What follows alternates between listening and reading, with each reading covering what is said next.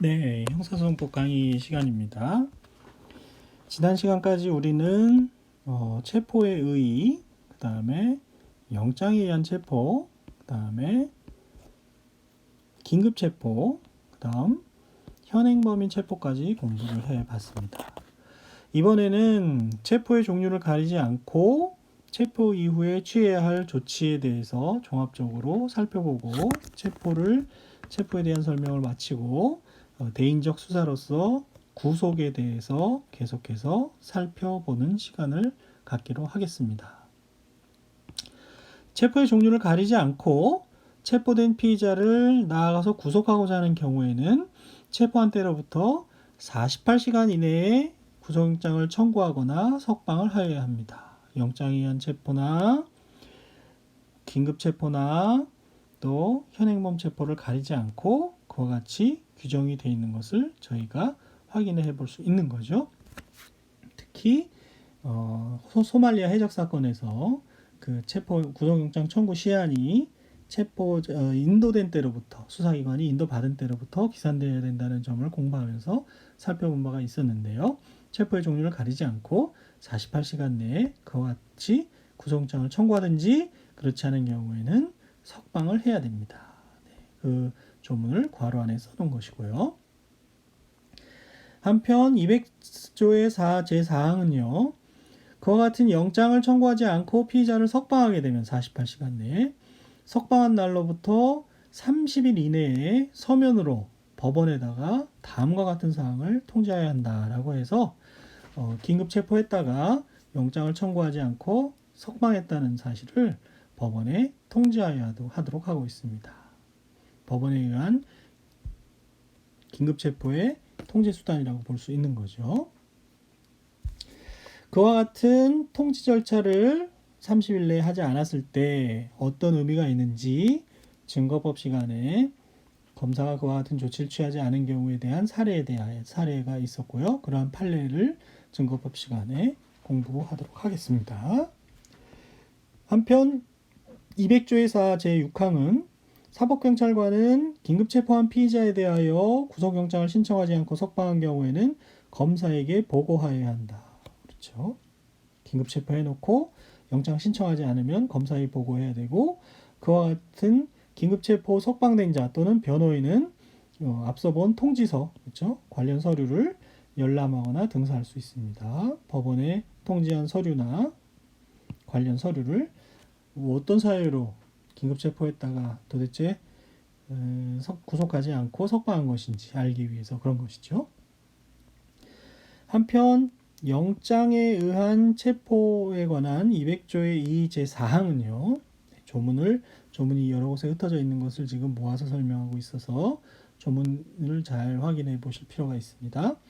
검사가 체포영장의 청구를 함에 있어서 동일한 범죄 사실에 관해서 그 전에 체포영장을 청구하였었거나 발부받은 사실이 있는 때에는 다시 체포영장을 왜 청구하는지 이 체포영장에다 기재하도록 그렇게 규정을 하고 있습니다. 그 전에 체포영장을 청구한 적이 있었다면, 그렇죠? 또 체포영장을 발부받은 사실이 있었다면 왜 다시 청구하는 것인지 밝혀놔야 된다는 얘기죠. 긴급체포에 관해서 또 중요한 조문이 200조의 4 3항에 있습니다. 긴급체포를 했다가 석방한 경우에는 이번에는 긴급체포를 하지 못하고 영장 없이는 동일한 범죄 사실에 관해서 체포하지 못합니다. 그렇죠? 기존에 긴급체포했던 사실이기 때문에 다시 현행범 체포할 일은 없을 거고 긴급체포를 다시 할 수 없다는 얘기가 되겠습니다. 그래서 재긴급체포의 제한이라고 할 수 있죠. 긴급체포했다가 석방된 자, 그렇죠? 영장을 청구하지 않거나 영장 청구했다가 법원에 의해서 기각돼서 석방된 경우에는 긴급체포할 수 없고 이제는 영장에 의한 체포로만 할 수 있다라는 것이죠. 이는 긴급체포 요건에 해당되어도 재긴급체포할 수 없다는 것이고요. 체포영장을 다시 발부받거나 아예 체포영장이 아니라 구속영장을 발부받은 때에는 다시 체포 구속할 수 있다는 것이 판례 입장이죠. 한번 확인해 볼까요? 네. 2001도 4291 판결에 보시면 형사소송법 200조의 4 제3항은 영장 없이는 긴급체포 후 석방된 피의자를 동일한 범죄 사실에 관하여 체포하지 못한다는 규정으로 위와 같이 석방된 피의자라도 법원으로부터 구속영장을 발부받아 구속할 수 있으면 물론이고 208조 소정에 구속되었다가 석방된 사람은 구속영장에 의하여 구속되었다가 석방된 경우를 말하는 것이지 긴급 체포나 현행범으로 체포되었다가 사후영장 발부 전에 석방된 경우는 포함되지 않는다 할 것이므로 피고인이 이 사건 수사 당시 긴급 체포되었다가 수사기관의 조치로 석방된 사실이 있음을 이루하여 법원이 발부한 구속영장에 의하여 이루어진 구속은 재긴급 체포의 제한에 해당되지 않는다라는 얘기가 되겠습니다. 208조의 조문도 살펴보시고요. 기본적인 취지는 이 긴급 체포의 경우에 관한 사례가 되겠습니다. 요 판례죠. 그 입장을 잘 확인해 놓으시기 바랍니다. 제가 다 반영하지 못했는데 기존에 이러한 사항을 물어보는 문제들이 출제된 적이 꽤 있었습니다. 자, 이렇게 해서 저희는 체포에 대해서 강의를 마치고 구속으로 넘어가려고 합니다. 1항에서 살펴봤던 것은 체포였죠. 이제 로마자 2에서 살펴보려고 하는 것은 구속입니다.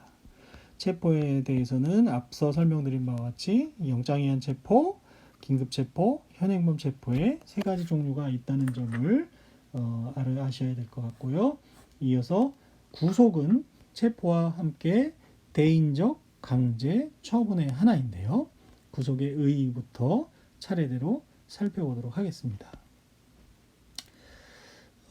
먼저 구속의 의의에 대해서 살펴보면요. 구속에 대해서는 69조에서 규정을 두고 있습니다. 조문도 역시 법전을 펴놓고 같이 공부하시는 게 좋겠어요. 본법에서 형사소송법에서 구속이라 함은 구인과 구금을 포함합니다. 구인이라는 건 어디인가 특정 장소로 데려가는 것을 말하고 구금이라는 것은 특정 장소에 가둬놓는 것을 말하는 것이죠. 그래서 구인이란 특정인을 강제력에 의하여 특정 장소로 데려가는 것이고, 그렇죠? 구금이란 특정인을 강제력에 의하여 특정 장소에 가두어 머물게 하고 있는 것이고, 의사에 따라서 마음대로 장소적 이동을 할 수 없도록 그렇게 말하는 것이죠. 그래서 구인이라는 표현은 민사소송법에도 등장을 합니다. 그래서 민사소송에서도 증인으로 채택이 되면 구인당할 수 있습니다. 법원은 정당한 사유 없이 출석하지 않은 증인을 구인할 수 있다. 법정으로 데리고 올 수 있다는 얘기죠.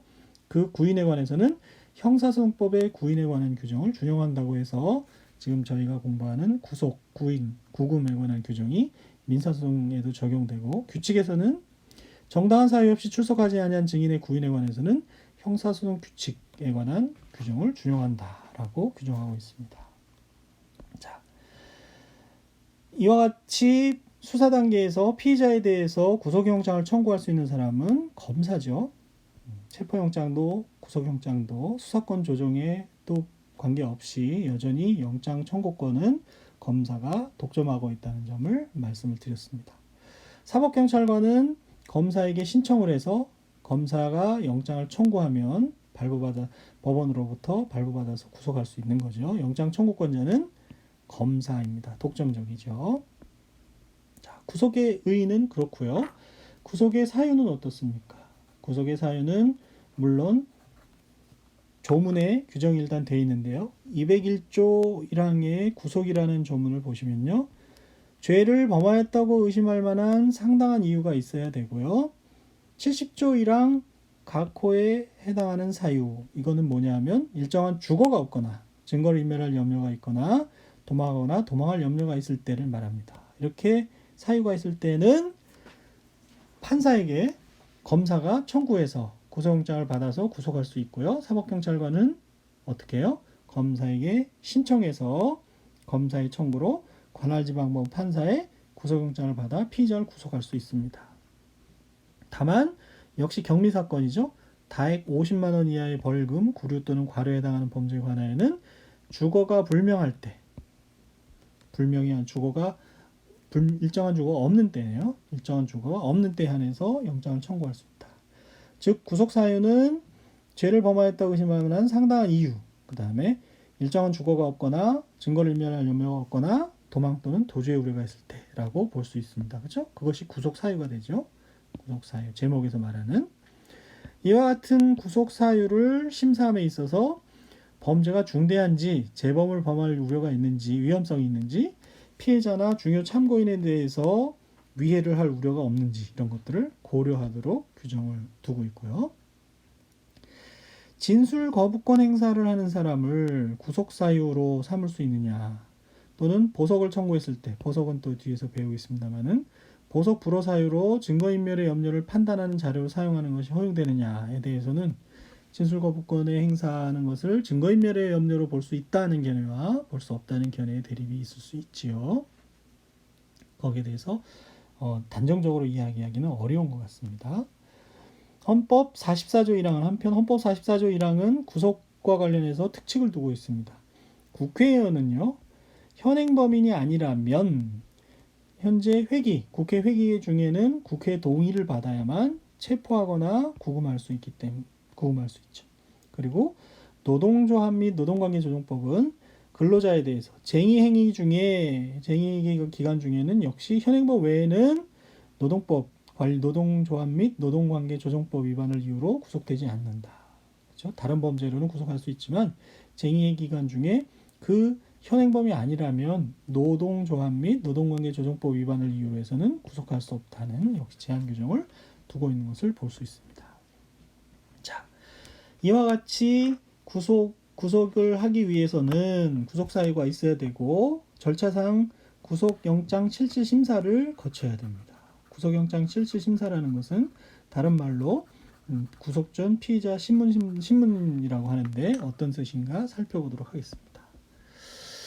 구속 전 피의자 신문이라는 것은 피의자를 구속하는 데 신중을 기하기 위해서 구속 전에, 그렇죠? 구속 전에 판사가 피의자를 직접 대면해서 신문하는 것을 말합니다.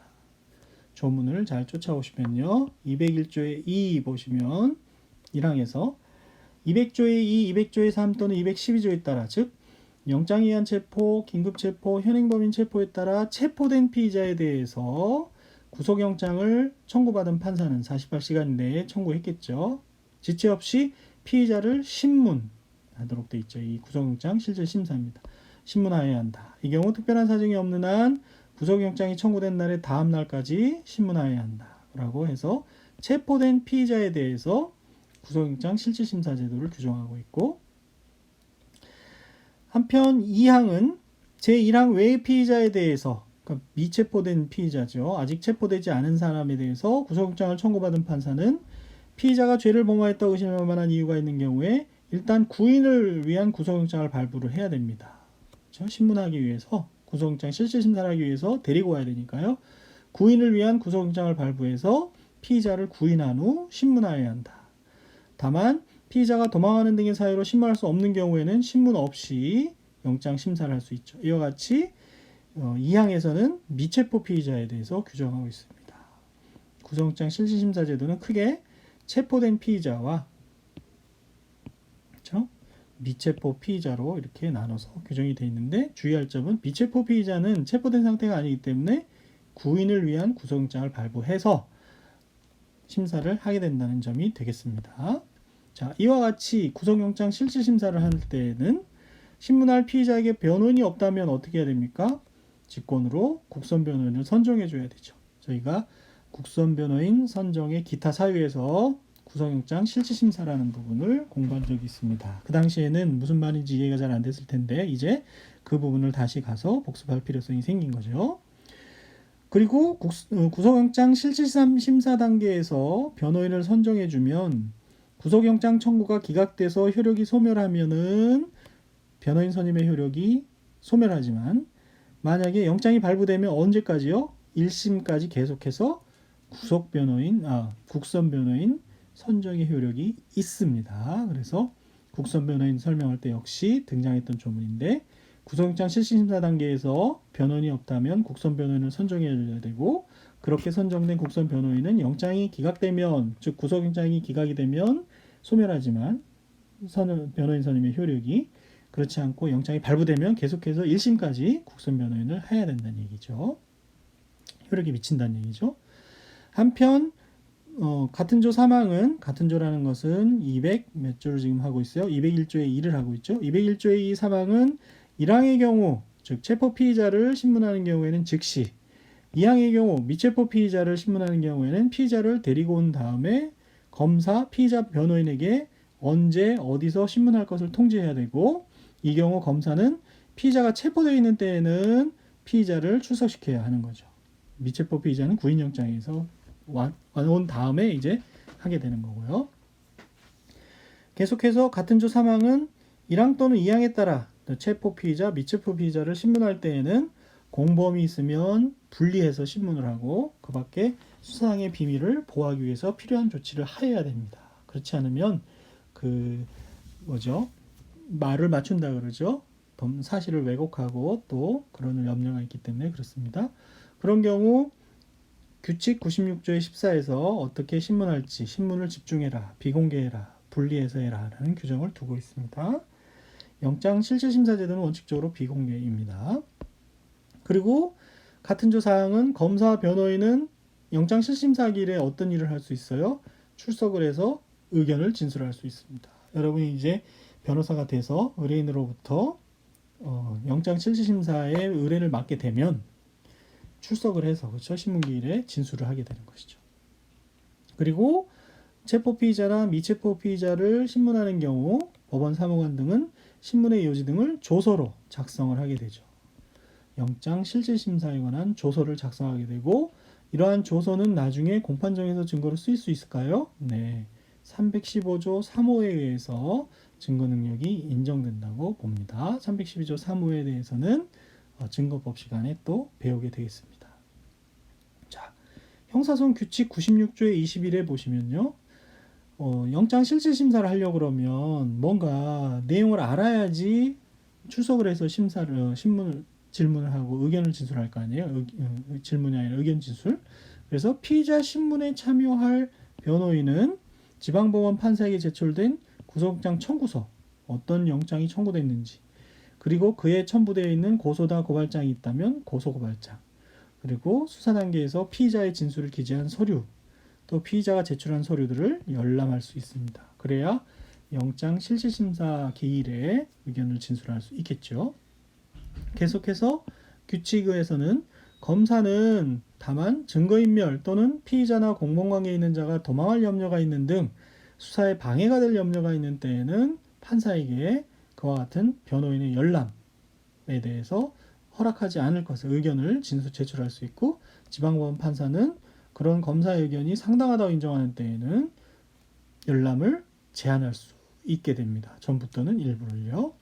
그리고 같은 규칙은 계속해서 열람에 관해서는 변호인에게 언제 어디서 열람할 수 있다라고 규정을 하고 있는 것이죠. 자, 이와 같이 구속영장 실질심사를 거쳐서 영장이 발부되거나 기각이 될 텐데요. 영장이 발부되거나 기각되는 점에 대해서 살펴보면요.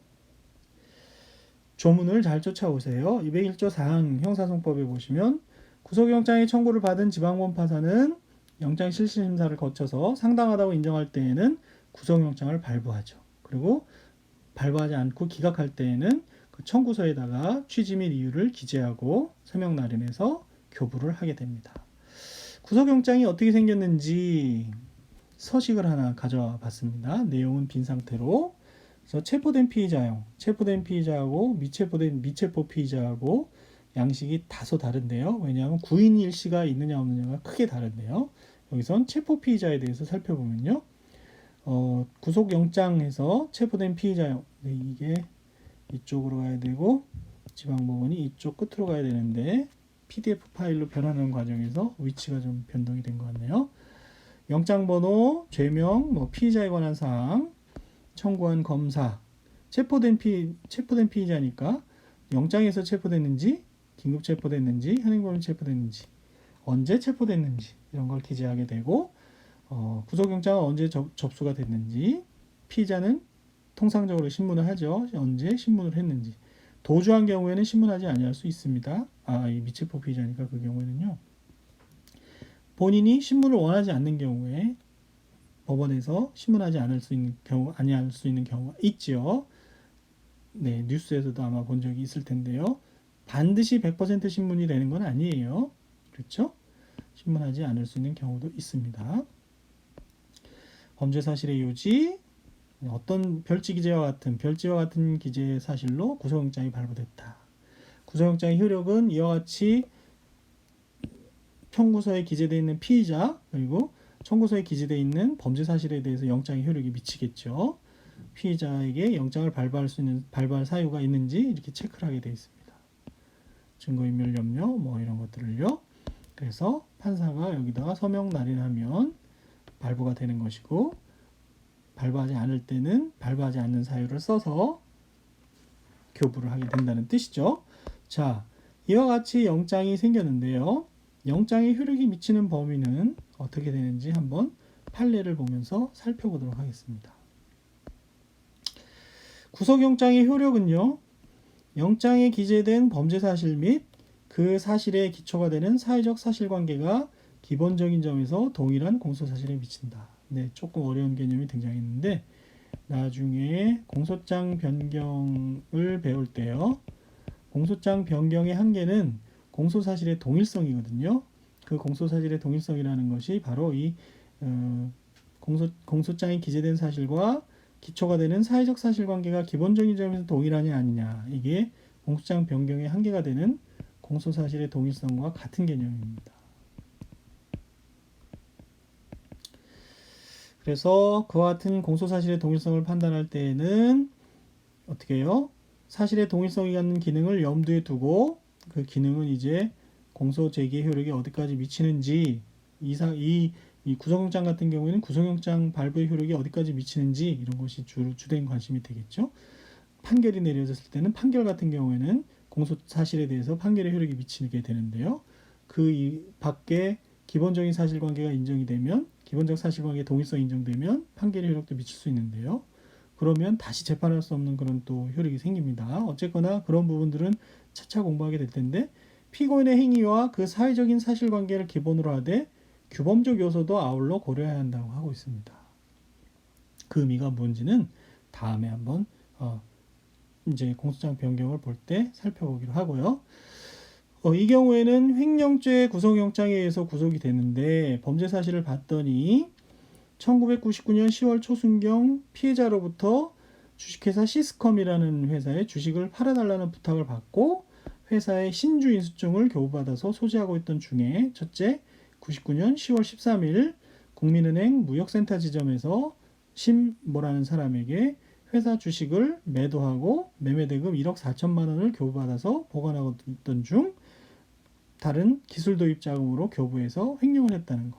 또 10월 17일 날 역삼동에 있는 동원증권 역삼역 지점에서 안모라는 사람한테 역시 회사 주식을 매도하고 매매대금을 받아서 보관하고 있던 중에 피의자의 사무실에서 다른 자금으로 자기를 위해서 써서 횡령했다. 이런 내용인데요. 검사가 기소한 사실은 법원에다가 어떤 공소를 제기했냐면 피고인이 신주인수증을 위조해서 그와 같은 일시장소에서 심아묵의 심안모에게 제시해서 매매계약을 체결하고 그들로부터 금원을 편취했다는 사기로 공소를 한 것이죠. 그래서 위탁받아서 보관하고 있다가 횡령했느냐 아니면 신주인수증을 위조해서 편취했느냐의 문제가 됐는데, 구속영장에 기재되어 있는 횡령죄 범죄 사실 2항에 기재되어 있는 2항에 기재되어 있는 범죄 사실과 3항에 있는 죄송합니다. 이게 3이 돼야 되겠네요. 3, 4가 돼야 되겠네요. 요 3항에 기재되어 있는 요 화살표 잘못됐네요. 2항에 있는 구속영장에 기재되어 있는 횡령범죄 사실과 그 다음에 이 3항에 기재되어 있는 요 3항에 기재되어 있는 여기 3항이죠. 편취의 공소사실이 같으냐에 대해서 범행 일시와 장소가 같고 금액이 조금 증가되었을 뿐 범행의 목적물과 행위의 내용인 사실도 각각 같다. 그렇다면 기본적인 사실관계가 동일하다고 볼 수 있다고 해서 영장의 효력이 3항에 대해서도 미친다는 거죠. 2항의 범죄 사실로 발부한 영장의 효력이 3항에 대해서도 미친다고 봤던 사안입니다. 이 판례에서는 일단 기본적 사실관계 동일성이라는 공소사실의 동일성 문제가 나와서 조금 어렵습니다. 영장의 효력이 일단 범죄 사실에 미치고 객관적으로 그것과 사회적 사실관계가 기본적인 점에서 동일하면 미친다는 정도로만 이해를 하고 넘어가시면 좋겠습니다.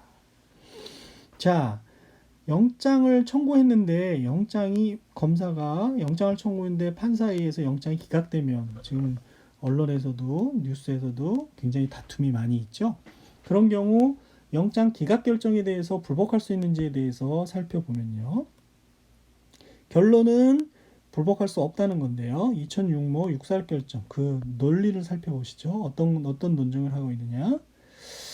어떤 재판에 대해서 신급제도를 통한 불복을 허용할 것이냐, 불복을 허용한다면 어떤 불복을 허용할 것이냐라는 것은 입법자의 형성의 자유에 속하는 사항이다. 입법의 문제라는 얘기가 됩니다. 그래서 특히 형사사법 절차에서 수사 또는 공소 제기 및 유지를 담당하는 주체로서 피의자 또는 피고인과 대립적 지위에 있는 검사에게 어떤 재판에 대하여 어떤 절차를 통하여 어느 범위 내에서 불복 방법을 허용할 것인가 하는 점은 더욱더 입법 정책에 달린 문제다.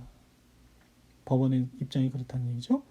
한편 형사소송법 402조 본문은 법원의 결정에 대하여 불복이 있으면 항고할 수 있다라고 규정하고 있습니다. 즉 법원의 결정에 대한 불복 수단은 항고입니다.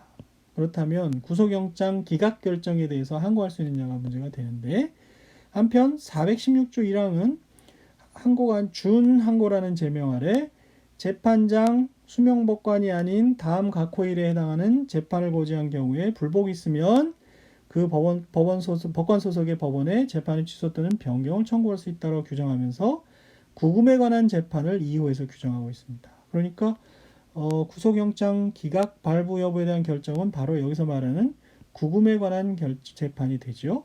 그리고 수서법원을 구성하는 재판을 하는 재판장이나 수명법관이 아닌 법관이 하는 거기 때문에 바로 여기에 해당할 수 있죠.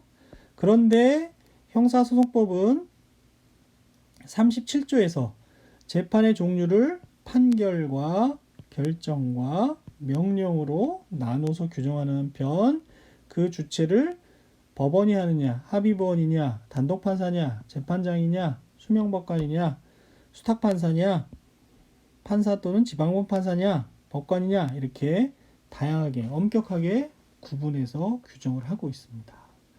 자, 합의부에서 재판장과 수명법관, 수탁판사의 의미에 대해서는 여기를 살펴봐 주시고요. 이제 본격적으로 내용을 살펴보면 검사가 체포영장 또는 구속영장을 청구했는데 지방법원 판사가 그 결정을 하도록 돼 있잖아요. 지방법원 판사가 그 발부 여부에 대한 재판을 하도록 규정을 하고 있어요. 규정을 종합해 보면 검사의 체포영장 또는 구속영장 청구에 대한 지방법원 판사의 재판은 402조의 규정에 의한 항고의 대상이 되는 법원의 결정이 아니냐. 법원과 지방법원 판사를 어떻게 해요? 엄격히 구분해서 사용하고 있다는 얘기입니다. 그리고 준항고에서 말하는 재판장 또는 수명법관의 구금 등에 관한 재판에도 해당하지 않죠. 왜? 재판장, 수명법관, 법원, 지방법원 판사는 엄격하게 구분해서 규정을 하고 있기 때문에 문구상이요. 그래서 결국 어때요? 402조에 의한 항고도 안 되고 416조에 의한 준항고도 되지 않는다는 얘기가 되겠습니다. 자, 이 판례를 잘 이해하셔야 돼요. 2006모 육사력 결정을 잘 이해하셔야 이제 어떤 재판에 대해서 불복할 수 있느냐 없느냐, 특히 이 부분에서는 구속영장의 발부나 기각에 관해서 검사가 항고나 준항고를 할 수 있느냐 없느냐의 결론을 아실 수 있고 나중에 항고 공부할 때, 준항고 공부할 때 많은 도움이 될 수 있으니까요. 일단 2006모 육사력 결정에 등장하는 법리를 조문을 잘 찾아가면서 특히 이 부분이요. 5항에 근거가 있습니다. 법문에서 입법정책의 문제인데 불복수단을 어떻게 할 건지는 법문에서 법원이냐, 지방법원 단독판사냐, 재판장이냐, 수명법관이냐 이런 것을 잘 엄격하게 구분하고 있고 그와 같은 개념에 대해서 이해를 하신 다음에 이 판례의 뜻을 잘 새겨 놓으셔야 앞으로 공부하는데 도움이 되실 겁니다. 한편 외국의 입법례를 통해서 영장의 발부나 기각에 대해서 불방할 수 없게 하는 부분에 대한 비판이 특히 검찰 측으로부터 많이 일어나고 있는데요. 우리는 구속영장 자체에 대한 항고나 준항고, 구속영장 기각 결정이나 발부 결정에 대한 발부 결정은 뭐 검사가 항고 준항고할 일이 없으니까요. 그에 대해서는 규정을 두고 있지 않고 할 수 없게 해놓고 영장을 재청구해야 됩니다. 그렇죠? 그 소명 자료 같은 걸 보완을 해서 재청구할 수 있는 방법으로 해야지 항고나 준항고로 다툴 수 없다. 이렇게 이해를 해 놓으시면 되겠습니다. 네, 다소 시간이 지났는데 이번 시간까지 구속영장의 발부와 기각에 대해서 살펴봤고요. 다음 시간에 구속기간 및 연장에 대해서 공부하도록 하겠습니다. 여러분 수고하셨습니다.